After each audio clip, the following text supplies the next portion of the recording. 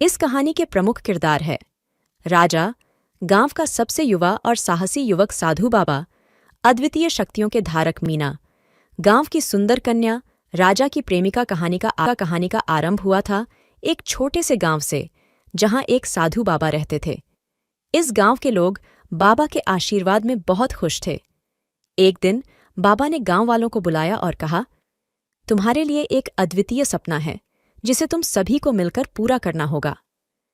गांव वालों ने बाबा की वाणी का आदर किया और सपने का पीछा करने का निर्णय लिया। राजा, साधु बाबा और मीना ने एक साथ यात्रा का आरंभ किया। साधु बाबा ने राजा को एक रंगीन बोतल दी और कहा, यह बोतल तुम्हें इस सपने की ऊंचाइयों तक पहुंचाएगी, परंतु इसे सही समय पर खोलना होगा।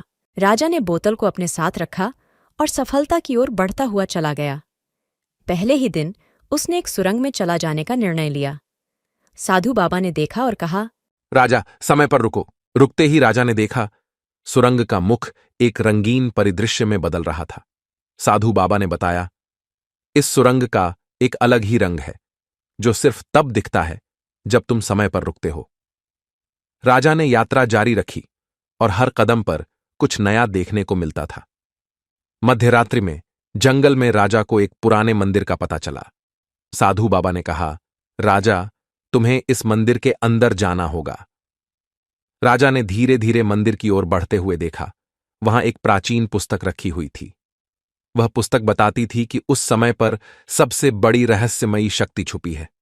साधु बाबा ने बताया, इस पुस्तक को सही समय पर खोलना होगा। राजा ने पुस्तक को साथ लिया और आगे बढ़ता हुआ एक सुंदर झील के पास पहुंचा।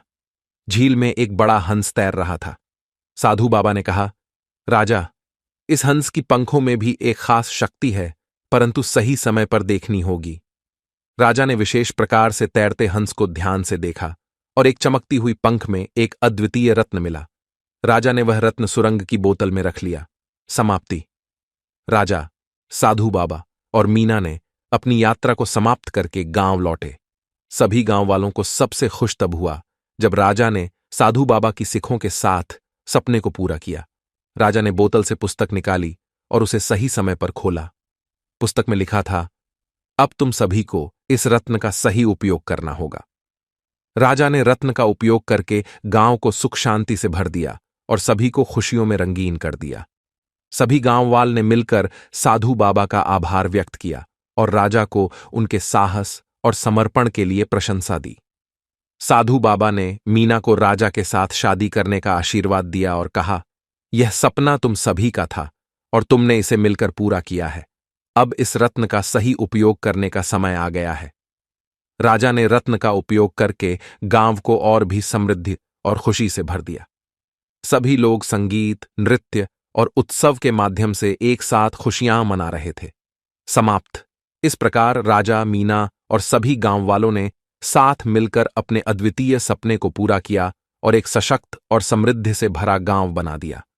इस कहानी से हमें यह सीखने को मिलता है कि सही समय पर सही निर्णय लेना और उसे पूरा करना हर किसी को सफलता की ऊंचाइयों तक पहुंचा सकता है।